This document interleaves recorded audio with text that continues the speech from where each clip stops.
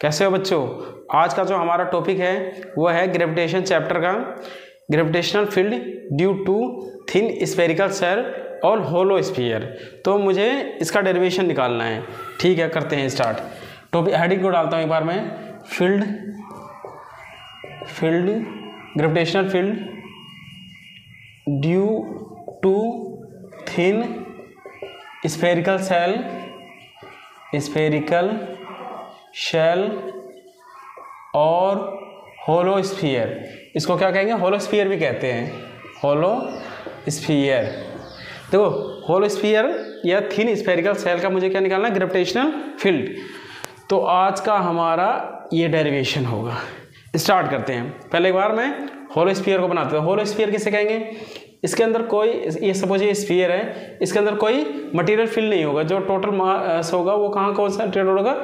Circumferences पे। तो late इसका जो मास है टोटल कितना है? m, और ये इसका क्या हो गया? सेंटर। स्फीयर, होलो स्फीयर का सेंटर क्या हो गया? o।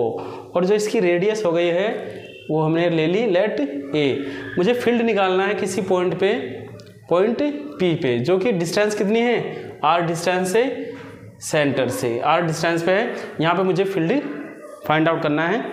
किसकी वजह से? थिन होलो स्फीयर की वजह से। जो मास है वो कहाँ है? खाली सर्कमफ्रेंसेस पे कॉन्सेंट्रेटेड है। तो मैं इसका डायग्राम दोबारा से प्लॉट करता हूँ। देखो, ये बनाया हमने शेल, थिन स्फेरिकल शेल, ये वाला, ये इसका सेंटर, और ये हो गए रेडियस ए। और ये पॉइंट पे मुझे निकालना है, पॉइंट पी पे, जो कि आर डिस्टेंस पे है यहाँ से, सेंटर से। सेंटर की दूरी कितनी है? पी की आर, ठीक है। और इसकी जो रेडियस है वो है ए। अब क्या करता हूँ मैं? एक रिंग को कंसीडर करता हूँ। इसका डेरिवेशन निकालने के लिए एक रिंग कंसीडर करो। रिंग को मैं कंसीडर करता हूँ लेट ऐसे, ये रिंग हो गई। ये जो रिंग है, रिंग का नाम हमने कह दिया, सपोज ये point A B, point A B जो है, ये रिंग ऐसे पूरे घूम के पीछे से भी आ रही है ऐसे। ठीक है, समझ में आ रहा होगा, फील लो। ऐसे ये पीछे से घूम के आ रही होगा ये। तो ये क्या बनाएगा? सर्कल, जिसका रेडियस ये होगी और ये विड्थ होगी। तो ये इसका एरिया निकालना है मुझे रिंग का। अब देखो, ये यहाँ से यहाँ तक की भी वैल्यू कितनी होगी? रेडियस है, तो ये वैल्यू कितनी हो गई? ए। ठीक है, इसको यहाँ से दूसरे वाले से मिला लो। और इस एंगल को मैंने कह दिया, सपोज लेट ये वाला जो एंगल वो है कितना? D theta. ये अंदर वाला एंगल कितना है? D theta. और ये वाला एक्सिस के साथ जो एंगल ये बना रही है, ये वाली, ये साइड, तो ये रेडियस होगी, ये एंगल हो गया थीटा। अब देखो, ये क्या हो गए? रेडियस। तो रेडियस निकालो, ये वैल्यू। अगर मैं इसको परपेंडिकुलर ड्रॉ करूँ, यहाँ पे इस डायग्राम को बनाऊँ ओ ए, और इसको नाम दे दिया मैंने एम। अगर मैं डायग्राम बनाऊँ ओ ए एम, ट्रायंगल, देखो ऐसे है, इस तरह, और ऐसे, ओ ए एम। ये एंगल कितना है? थीटा। ठीक है, और ये वैल्यू कितनी है? ए। ये क्या हो गई? रेडियस ए। तो ये वाली, ये 90 डिग्री, तो ये कितना हो जाएगा? ए कितना? Sine theta. और ये हो जाएगा ए कोस थीटा। तो ये हमारे पास क्या आ जाएगी? रेडियस। किसकी? Radius of the ring, radius of ring. आ गया होगा समझ में आप लोगों को? रेडियस ऑफ द रिंग कितना आ गया? ये साइन थीटा। ये पूरा, ये जो पूरा घूम के जाएगा, ये वाला रिंग है ना, पूरा घूम के जाएगा। ठीक है, अब देखो, अगर मुझे ये वैल्यू निकालनी हो, आर्क निकालना हो, तो आर्क देखो कैसे निकलेगा। ये जैसे ये वैल्यूज है, ये पॉइंट ए है और ये पॉइंट क्या है? बी। ये आर्क निकालना मुझे। तो देखो, आर्क बराबर क्या होता है? आर्क इजिकल टू क्या होता है? ये वाले आर्क ए बी क्या होगा? आर्क ए बी बराबर होगा D theta into A, radius into angle. तो आर इंटू क्या हो जाएगा?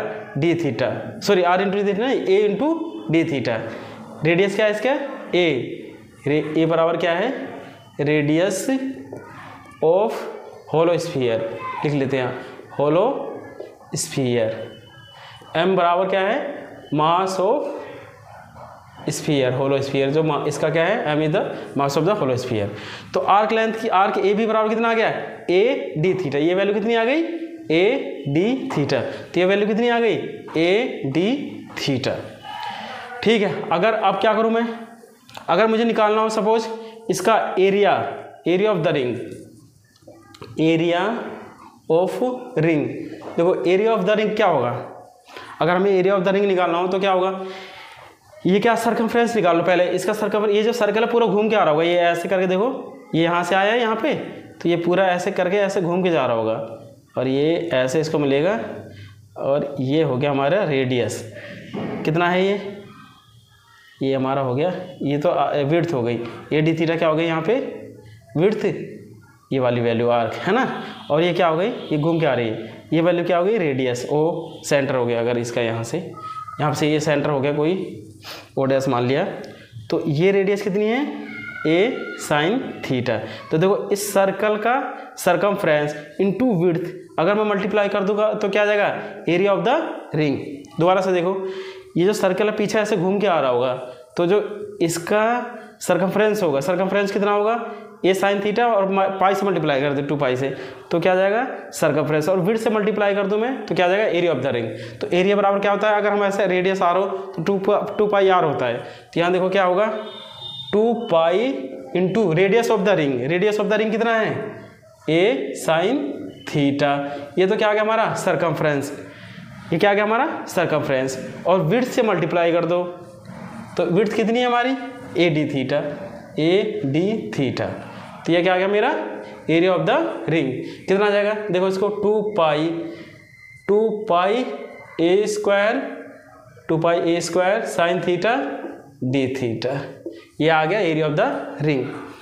अगर हमें निकालना हो मास of the ring, mass of ring ये बहुत इंपॉर्टेंट डेरिवेशन है जिसको हमने क्या दिया स्मॉल डीएम, थोड़ा सा मास होगा रिंग का डीएम। क्या होगा देखो, मैं क्या करूँ मास पर यूनिट एरिया निकाल लूँ इसका, किसका स्फीयर होलो स्फीयर का, और फिर रिंग के एरिया से मल्टीप्लाई कर दूँ तो मुझे किसका मास आ जाएगा, इसका रिंग का मास आ जाएगा। तो मास पर यूनिट एरिया, मास पर यूनिट एरिया क्या होगा टोटल मास अपॉन में एरिया, एरिया क्या होता है इसका स्फीयर का 4 पाई रेडियस का स्क्वायर, रेडियस कितना है इसके ए, तो 4 pi A square into area of the ring, mass per unit area आ गया, मास एक यूनिट में कितना मास होगा इतना, तो इतने एरिया का कितना मास होगा, कितने एरिया का इतने का निकाल मल्टीप्लाई कर दो, तो 2 pi A square sine theta और डी थीटा। तो डी एम बराबर कितना हो जाएगा देखो, क्या करते हैं ए स्क्वायर से ए स्क्वायर कैंसिल, पाई से पाई कैंसिल, तो 2 से 2 कितना हो जाएगा m बाई 2, ये तो हो गया m बाई 2, ये 2 से 2 कैंसिल 2 आ गया m बाई 2, और यहाँ क्या बचा साइन थीटा डी थीटा। तो ये क्या आ गया मेरा मास ऑफ द रिंग। अब हम जानते हैं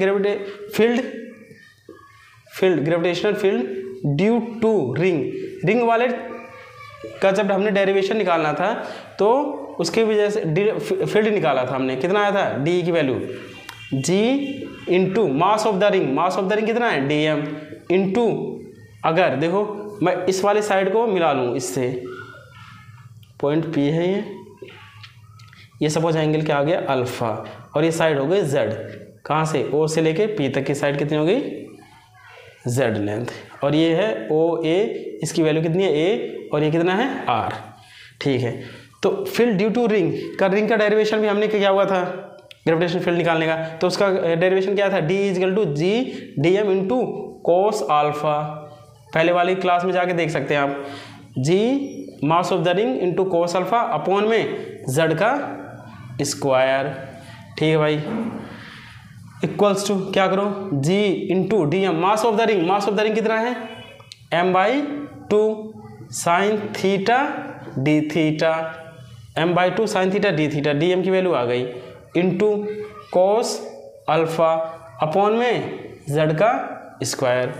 तो कितना आ गया देखो d इक्वल्स टू आ गया G M sine theta D theta sine theta D theta cos alpha upon में 2z स्क्वायर।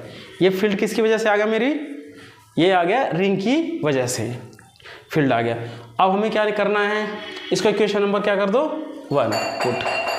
अब हमें लगाना कोसाइन रूल, देखो मुझे यहाँ से साइन थीटा डी थीटा और कोस अल्फा को हटाना है तो कोसाइन रूल लगाना है। कोसाइन रूल देखो कैसे लगाते हैं, एक बार मैं समझा देता हूँ दोबारा से। तो सपोज ये ट्राइंगल है ए बी सी, ये एंगल इनके क्या है angle A angle B angle C, और एंगल ए के सामने वाली जो साइड हो गई स्मॉल ए, इसके सामने बी और इसके सामने वाली साइड सी। अब हम जानते हैं कि देखो साइड का स्क्वायर, ए का स्क्वायर मैं कैसे लिखता हूँ, ए स्क्वायर इजकल टू क्या होगा, A square is equal to B square plus C square, B square plus C square minus 2bc into cos A के सामने वाला एंगल कोस ए। देखो ए स्क्वायर बराबर क्या होगा, B square plus C square minus 2bc कोस ए। इसी तरह अगर मैं बी स्क्वायर बराबर लिखूँ क्या होगा, बी स्क्वायर बराबर क्या होगा, A square plus C square, B square is equal to A square plus C square minus 2ac into cos B. इसी तरह सी स्क्वायर बराबर लिखूँ, ये सब कोसाइन रूल है, कौन सा रूल है ये, कोसाइन। ठीक है बच्चों, सी स्क्वायर इजकल टू क्या होगा, देखो A square plus B square minus 2ab into cos C. अब हमें कोसाइन रूल अप्लाई करना है ट्राइंगल किस में, OAP में, ट्राइंगल OAP में करो कोसाइन रूल को अप्लाई, ये समझाने के लिए था। अब कोसाइन रूल अगर मैं अप्लाई करूँगी, यही डायग्राम बनाओ, देखो कैसे ट्राइंगल OAP, ट्राइंगल है OAP, ये वाला एंगल कितना है, देखो थीटा, OAP में ये एंगल थीटा, ये एंगल अल्फा पी के साथ वाला, ये थीटा और ये हो गया अल्फा। और ये वाली साइड देखो OA कितना है, OA radius of the sphere, तो ये R और ये Z, ये A, ये R और ये Z। ठीक है भाई, अब लगाते हैं हम कोसाइन रूल को।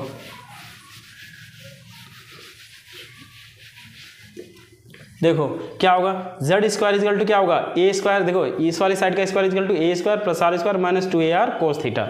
इसके हिसाब से देखो आप लोग, Z स्क्वायर इजकल टू क्या होगा, Z square is equal to A square plus R square minus 2AR cos theta, Z square is equal to A square plus R square minus 2AR into cos theta.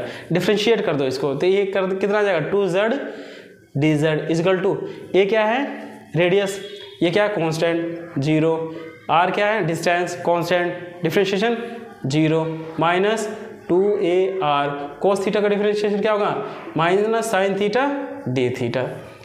ठीक है भाई, equals to कितना आ जाएगा, 2Z dz is equal to minus minus plus, तो 2AR sign theta D theta, और क्या जाएगा देखो साइन थीटा 2 से 2 cancel, sign theta D theta, sine theta D theta कितना आ जाएगा, Z dz अपॉन में AR, इसको नाम दे दिया मैंने 2, इसको नाम दे दिया क्या 2।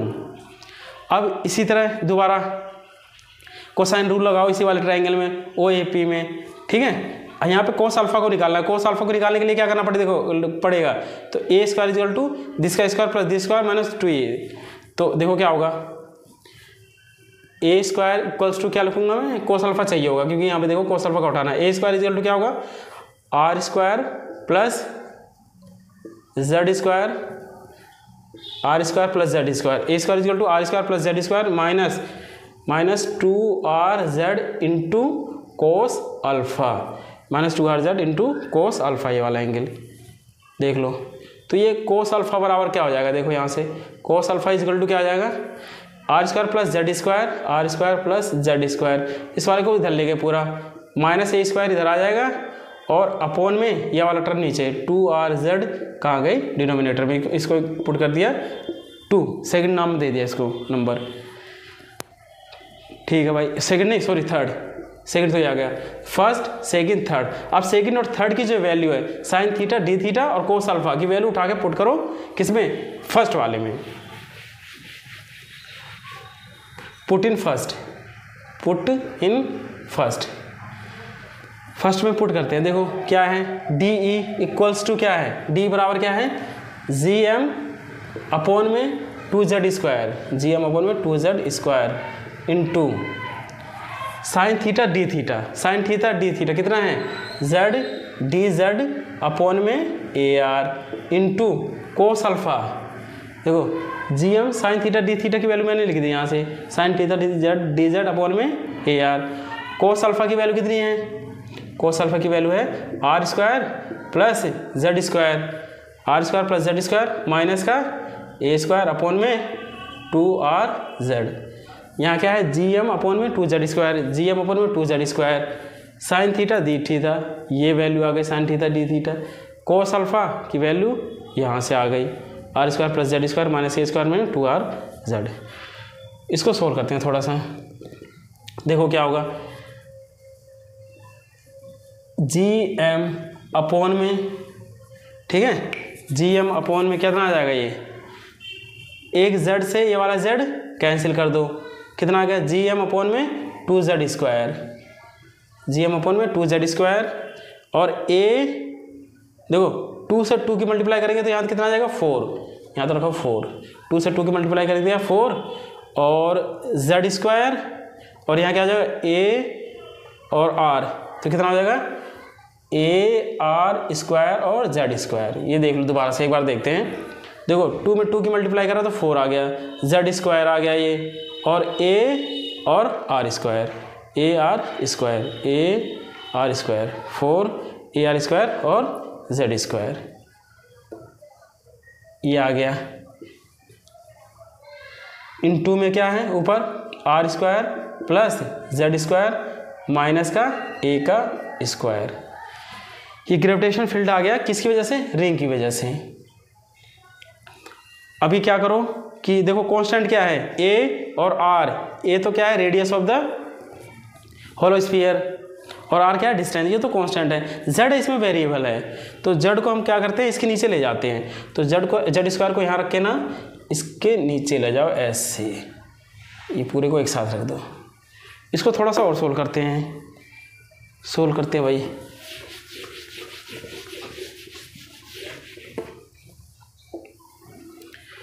देखो डी ई इक्वल्स टू कितना हो जाएगा, ये जी एम अपॉन में 4ar², जी एम अपॉन 4ar², इसको मैं क्या लिख सकता हूँ, z², देखो क्या है z² प्लस, है ना, z² plus r² minus a² upon में टोटल के, ये टोटल है ना, अपॉन में z²,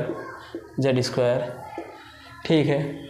इसको बराबर क्या कर दो, जी एम अपॉन में 4ar² इंटू, देखो z² इसके बटे पे जाएगा, इसके में ही आएगा, तो यहाँ तो 1 हो जाएगा, plus r² minus a² upon में z का स्क्वायर, और इसको क्या कर सकते हैं, जी एम अपॉन में 4ar² इंटू, ठीक है, 1, क्या करोगे, माइनस से मल्टीप्लाई कर दो, या माइनस को कॉमन ले लो, देखो अगर माइनस को कॉमन लूँगा तो यहाँ क्या हो जाएगा, माइनस, ये क्या हो जाएगा, यहाँ माइनस को कॉमन ले लिया मैंने, तो क्या हो जाएगा, माइनस से 2 बार मल्टीप्लाई कर दो, या फिर यहाँ माइनस आ जाएगा, और ये क्या हो जाएगा, ये प्लस हो जाएगा, तो ये 1 माइनस कैसे हो जाएगा, देखो a² माइनस r², समझ में आ गया होगा आप लोगों को, z² अपॉन में, ये क्या है, डी इलेक्ट्रिक फील्ड।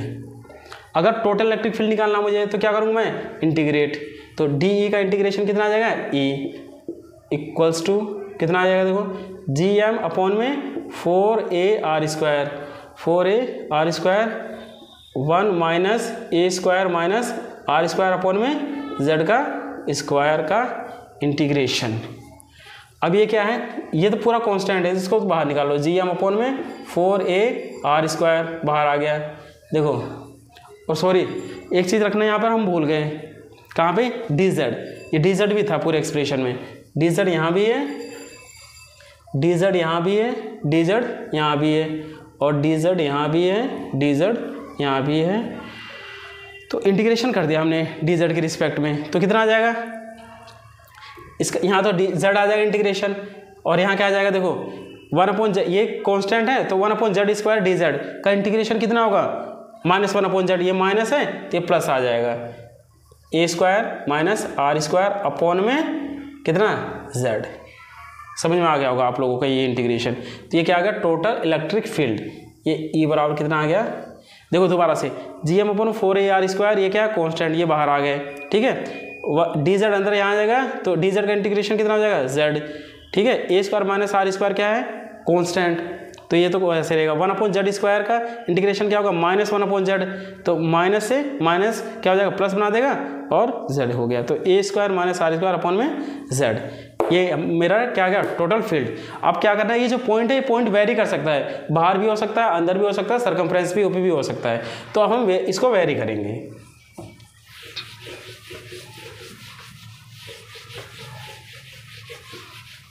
इसके लिए केस बनाते हैं। Case number 1, case 1, when P point P is outside the sphere. इसका मतलब क्या है कि जो R की जो वैल्यू है वो बहुत बड़ी हो, किससे, A से, R is greater than A हो। R की जो वैल्यू है A से बड़ा है, मतलब R जो है बाहर है, आउटसाइड है, बाहर है, किससे, इससे, होलो स्फीयर से बाहर है।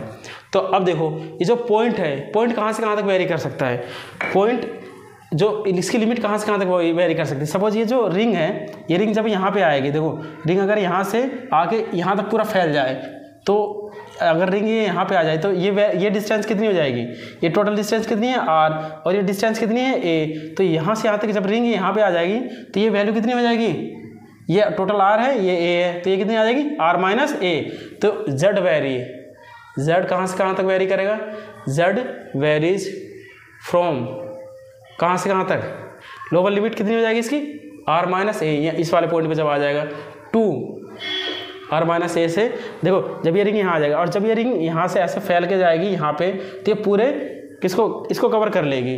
तो यहाँ पे जब ये वैल्यू आ जाएगी, ये रिंग ऐसे घूम के पूरी ऐसे कवर करेगी, तो ये जब रिंग यहाँ आ जाएगी तो देखो यहाँ से यहाँ तक की वैल्यू, यहाँ से फिर यहाँ तक की वैल्यू क्या आ जाएगी अपोजिट पॉइंट पे, इस पे यहाँ तक की दूरी कितनी हो जाएगी, ये टोटल डिस्टेंस कितनी है r, और ये डिस्टेंस कितनी है a, तो ये टोटल डिस्टेंस कितनी हो जाएगी, यहाँ से यहाँ तक रिंग आ जाएगी r + a। तो z कहाँ से कहाँ तक वेरी कर सकता है, देखो जब z की वैल्यू यहाँ आ जाएगी, जब यहाँ आ जाएगा z, तो ये हमारे ये जो है रिंग यहाँ जब आ जाएगा तो z की वैल्यू कितनी हो जाएगी r - a, और जब यहाँ आ जाएगा ये वाला पॉइंट, सॉरी ये जो रिंग है ऐसे घूम के ऐसे यहाँ तक आ जाएगी, इस तरह फैल के, तो ये वैल्यू आ जाएगी कितनी r + a। तो z की वैल्यू कहाँ से कहाँ तक लिमिट वेरी करेगी r - a से r + a तक। आई थिंक आपको लिमिट ये समझ में आ गया, लिमिट समझना था ये कैसे लिमिट चेंज होगी। अब इसमें क्या करते हैं, वैल्यूज पुट करते हैं, किसकी, z की। तो E बराबर कितना हो जाएगा, देखो टोटल इलेक्ट्रिक फील्ड जब आउट पे है तो कितना है ये Gm अपॉन में 4a r², लिमिट रख दो अब z की, कितनी, z प्लस, अभी हमने यहाँ पे लिमिट नहीं रखा था, विदाउट लिमिट था, a² - r² अपॉन में z, और z की वैल्यू वेरी करेगी r - a से r + a तक। अब इसको लिमिट को हमें यहाँ रखना है, देखो ये थोड़ा सा कैलकुलेशन है, करना है, कैलकुलेशन करो। a = कितना होगा, Gm अपॉन में 4a r² into, upper limit रखो पहले, z की जगह r + a रखा मैंने, प्लस a² - r² अपॉन में क्या है r + a, ये तो क्या आ गई मेरी अपर लिमिट, माइनस क्या है लोअर लिमिट रखो, z की जगह क्या रखा मैंने एक बार r - a plus a² - r² upon में a - r, z की जगह, तो z की जगह एक बार r + a, a² - r² upon में r + a, फिर z की जगह r - a plus a² - r, ये और ये कर दिया हमने।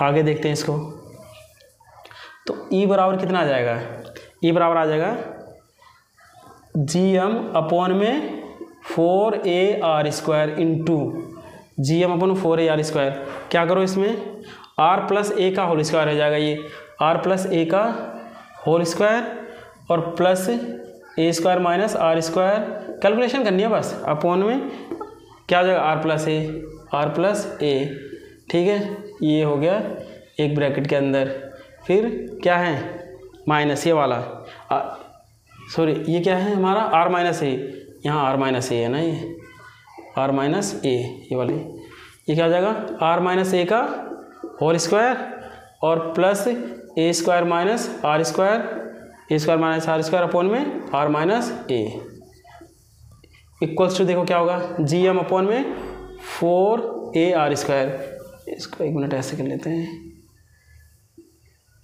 तो ई बराबर कितना आ जाएगा जी एम अपॉन में 4ar square into R plus A का होल स्क्वायर, इसको एक्सपेंड करो, कितना हो जाएगा R square plus A square plus B square plus 2ar और plus A square minus R square, R square plus A square plus 2ar, A square minus R square, ये वाला upon में कितना है आर प्लस ए, एक bracket के अंदर है ये, माइनस, यहाँ माइनस लगा रखा है, A square plus B square, A square plus B square minus 2ar plus A square minus R square upon में आर माइनस ए। ठीक है भाई, आगे चलते हैं।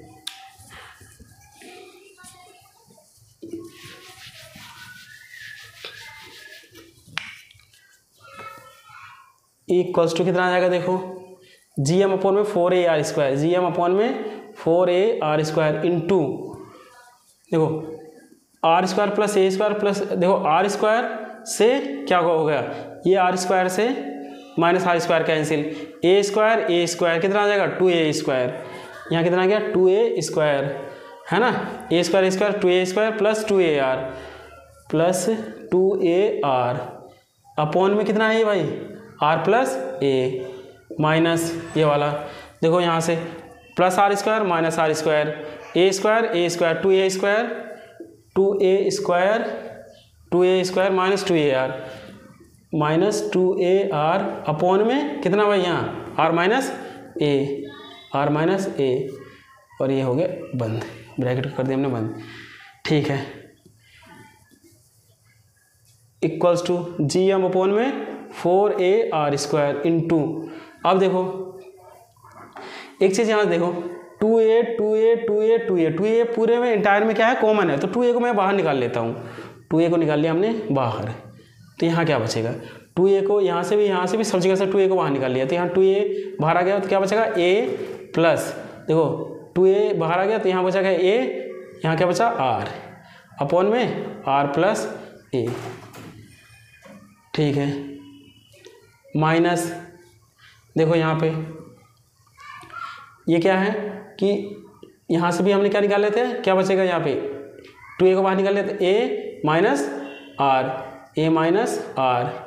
अपॉन में यहाँ क्या बचेगा 2a को बाहर निकाल ले a माइनस r अपॉन में r माइनस a। ठीक है, आगे चलते हैं। तो ये क्या आ जाएगा जी एम अपॉन में, देखो कितना आ जाएगा 2 से 2 कैंसिल, कितना आ गया जी एम अपॉन में 2 और ए से कैंसिल हो गया, यहाँ 2 बचा 2r square, G M upon में 2r square into A plus R में इसको क्रॉस मल्टीप्लाई करो ऐसे, तो a प्लस आर और क्या है r minus A minus R plus A ऐसे, और a माइनस आर अपॉन में a plus B A minus B का और स्क्वायर हो जाएगा, A square minus B square का फॉर्मूला लग जाएगा, a plus B A minus B, A square minus B square, solve करो इसको, जी एम अपॉन में कितना आ गया 2r square into G M upon में 2r स्क्वायर इंटू, देखो A R minus A square into minus A square plus R A plus minus sorry A R फिर A square minus का फिर plus R square, R में R की multi R square plus minus R A minus, देखो यहाँ क्या आएगा are में एक ही मल्टीप्लाई करेंगे तो आर ए, इसको नीचे लिख लेता हूँ मैं माइनस करके, है ना, आर में एक ही मल्टीप्लाई करेंगे तो कितना आ जाएगा R A minus R square और plus A square R A minus R square plus A square plus minus A R upon में कितना है R square minus A square. अब यहाँ पे देखो ए आर से माइनस ए आर कैंसिल, यहाँ क्या बचा R square minus A square. यहाँ पे देखो minus A R plus A R, ये भी क्या हुआ कैंसिल। यहाँ क्या बचा ए स्क्वायर माइनस आर स्क्वायर। इसको और एक्सपेंड करते हैं हम। समझ में आ रही होगी बात आपको लोगों को। तो ई बराबर कितना आ गया है जी एम अपॉन में 2r स्क्वायर इंटू, देखो यहाँ क्या बचा minus A square plus R square, minus A square plus R square, minus A square plus R square. ये माइनस को अंदर ले जाओ, माइनस माइनस क्या हो जाएगा प्लस, प्लस आ गया हमारे पास क्या आर स्क्वायर और माइनस, ये माइनस प्लस माइनस बना देगा माइनस का ए स्क्वायर अपॉन में R square minus A square. ठीक है भाई, ई इक्वल्स टू कितना देगा जी एम अपॉन में 2r स्क्वायर इंटू, अब देखो ये आर स्क्वायर कितना आ गया 2r square minus 2a square upon में कितना है आर स्क्वायर माइनस ए का स्क्वायर। अब क्या करो 2 को यहाँ से कॉमन ले लो, तो यहाँ क्या 2 को कॉमन ले लिया मैंने, यहाँ बचेगा R square minus A square, 2 को यहाँ कॉमन ले लिया। ठीक है, इस 2 से क्या हो गया 2 कैंसिल, तो ई बराबर कितना आ गया जी एम अपॉन में R square minus A square से ये कैंसिल, तो ई बराबर कितना आ गया जी एम अपॉन में आर स्क्वायर। बहुत मेहनत के बाद देखो कितना वैल्यू कितनी आई, ई बराबर इलेक्ट्रिक फील्ड जब इस पॉइंट पे होगा तो इसकी वजह से टोटल मास जब पॉइंट पी जब आउटसाइड पे होगा तो इलेक्ट्रिक फील्ड इस पॉइंट पे कितना आएगा जी एम अपॉन में आर स्क्वायर। जी कॉन्स्टेंट जो है gravitational constant, M is the mass of the ring and R is the distance from this point. तो हम ये कंसिडर कर सकते हैं कि जो टोटल ये मास है किसका स्फेरिकल सेल का, वो कॉन्सेंट्रेटेड कहाँ है सेंटर पे, तो ये सेंटर पे कॉन्सेंट्रेटेड और टोटल मास यहाँ पे सपोज सेंटर है, ये total mass concentrated at the centre and फिर वहाँ से यहाँ तक की दूरी आर है, तो जी एम अपॉन में आर स्क्वायर। हम क्या कंसिडर करते हैं कि टोटल जो मास है वो कहाँ पे, जो मास m है ये कंसंट्रेटेड सेंटर पे और ये डिस्टेंस इसकी आर है, तो g into M into distance mass की, तो जी एम कितना आ गया जी एम अपॉन में R square, G M upon में आर स्क्वायर।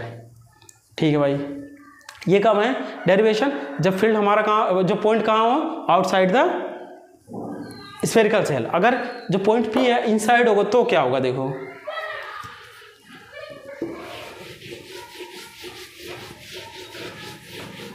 ये केस नंबर 1 आ गया समझ में।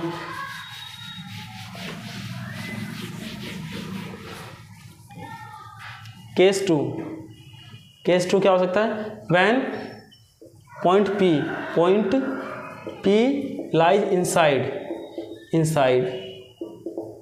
जब पॉइंट P इनसाइड लाई करेगा तो R में और A में बताओ कौन बड़ा होगा, P अंदर आ गया तो A बड़ा होगा भाई, तो A is greater than R। ठीक है, अब देखो हमने डेरिवेशन क्या निकाला था, जो पहले अभी हमने डेरिवेशन निकाला था उसमें जो लिमिट रखी थी ना, उस लिमिट में खाली लिमिट देखो, अब जो पॉइंट आएगा पॉइंट कहाँ से कहाँ तक वेरी करेगा। अब इसी का डायग्राम अगर मैं ड्रॉ करूँ यहाँ पे, ये रहा पॉइंट O है, ये देखो ठीक है, अब ये पॉइंट यहाँ पे है सपोज इनसाइड, और ये डिस्टेंस हमारी क्या है, रेडियस कितनी है a, तो पॉइंट है। अब जो यहाँ से यहाँ तक की डिस्टेंस कितनी होगी, पॉइंट से यहाँ से ये डिस्टेंस कितनी होगी बताओ, ये टोटल वैल्यू, ये टोटल डिस्टेंस कितनी होगी, ये यहाँ से यहाँ तक की डिस्टेंस कितनी हुई r, यहाँ से यहाँ तक की डिस्टेंस कितनी है, पॉइंट से सेंटर से पॉइंट की दूरी को हमने r ले रखा, तो ये r हो गई, और पॉइंट्स इस वाले ये पॉइंट यहाँ से लेकर यहाँ तक आ सकता है, तो पूरे अंदर तक पूरा घूम जाएगा, तो ये वैल्यू हमारी कितनी हो जाएगी, ये टोटल a है और ये r, तो ये कितना आ जाएगा a माइनस r, ये वैल्यू मेरी कितनी आ गई a माइनस r, और ये जब पॉइंट यहाँ पे होगा तो देखो कितना आ जाएगा, ये वैल्यू ये कितना है, ये वैल्यू कितनी है a रेडियस, और ये कितना है r, तो यहाँ से यहाँ तक की डिस्टेंस कितनी हो जाएगी बताओ, a प्लस r। इससे पहले वाले जो डेरिवेशन में हमने ग्रेविटेशन फील्ड में जो लिमिट रखी थी, कहाँ से कहाँ तक रखी थी, जो हमने रखी थी r प्लस ए से r माइनस ए तक, है ना। अब लिमिट कहाँ से रखोगे, a माइनस आर से a प्लस आर तक, तो जो हमारा फील्ड आ जाएगा ना, टोटल जो फील्ड आएगा वो कितना आ जाएगा 0। ये आपका होमवर्क है जो इससे पहले वाले केस नंबर 1 में हमने करा था, केस 2 है। केस नंबर 1 में हमने जो करा था, क्या करा था कि जो लिमिट की वैल्यू हमने कहाँ से रखा था, r लिमिट पहले कहाँ से आई थी, पॉइंट ये था, जब यहाँ से तक ये पॉइंट आया था आर प्लस ए से आर माइनस ए तक। अब लिमिट उसी वाले डेरिवेशन में लिमिट कहाँ से कहाँ तक रखो, ए प्लस आर से ए माइनस आर तक, और उसको जब सोल्व करोगे तो इलेक्ट्रिक फील्ड क्या आ जाएगा, 0। इसका मतलब क्या है कि जो इनसाइड टोटल सेल के अंदर इलेक्ट्रिक फील्ड कितना आएगा, 0। मतलब हर जगह इलेक्ट्रिक फील्ड अंदर क्या होगा, 0, क्योंकि यहाँ के कोई मास कॉन्सेंट्रेटेड है ना, मास जो है वो टोटल कहाँ है, बाहर सर्कमफ्रेंस में। तो ये आपका क्या है, होमवर्क। इसको एक बार आप वहाँ पे लिमिट रखना है, सिर्फ वैल्यू आ जाएगी, इलेक्ट्रिक फील्ड कितनी आ जाएगी, 0। अगर देखो हमने जब अभी फॉर्मूला क्या निकाला था, जब पॉइंट बाहर होता है जी एम अपॉन में क्या था, आर स्क्वायर। अगर मैं क्या कर दूँ, G is equal to G M upon R की वैल्यू अगर ए कर दूँ, आर बराबर ए कर दूँ मैं, अगर तो क्या आ जाएगा, ए स्क्वायर। आर की वैल्यू ए कब हो जाएगी, जब ये पॉइंट कहाँ हो जाएगा, सर्कमफ्रेंस पे, तो वहाँ पे कांस्टेंट इलेक्ट्रिक फील्ड होगा। हर जगह इलेक्ट्रिक फील्ड कहाँ होगा, कांस्टेंट। कहाँ ग्रेविटेशनल फील्ड कांस्टेंट कहाँ होगा, सर्कमफ्रेंस पे, और उसकी वैल्यू कितनी होगी, जी एम अपॉन में ए स्क्वायर। अब देखो जी एम अपॉन में आर स्क्वायर, आर की वैल्यू और ए की वैल्यू में कौन होगा, अगर आर बाहर है हमारा, तो आर जब बाहर होगा तो आर में ए में कौन छोटा होगा, ये ए छोटा, तो मतलब ये टोटल वैल्यू क्या होगी, ज़्यादा। तो मैक्सिमम वैल्यू कितनी हो सकती है, जी एम अपॉन में ए स्क्वायर। इसके बाद जैसे जैसे आर की वैल्यू बाहर हो सर, हम इससे दूर होंगे, देखो यहाँ पे वैल्यू मैक्सिमम होगी और इसके अंदर तो 0 होगी, और जैसे जैसे हम यहाँ सर्कमफ्रेंस से दूर होते जाएंगे वैल्यू क्या होगी, डिक्रीज होती जाएगी। ठीक है, अब इसको हम कैसे लिख सकते हैं, देखो अगर मैं लिखूँ इसको E इक्वल्स टू 0, कहाँ पे, जब आर ये जो पॉइंट है अंदर होगा, आर जब पॉइंट अंदर होगा तो ए क्या हो गया, बड़ा हो गया है, आर छोटा हो गया। ठीक है, जी एम अपॉन में क्या होगा, आर स्क्वायर, कब होगा, जब आर बड़ा होगा, जी एम अपॉन में R square, G M upon में आर स्क्वायर, जब पॉइंट 5 की तरह कंसीडर करेंगे, ये पॉइंट बाहर हो गया। जी एम अपॉन में ए स्क्वायर, रेडियस, ये क्या है, radius of the whole sphere, ये क्या कब होगा, जब आर की वैल्यू किसके बराबर होगी, ए के बराबर। तो ये आ गया इलेक्ट्रिक फील्ड पॉइंट पे। अगर हम इसका ग्राफ प्लॉट करें,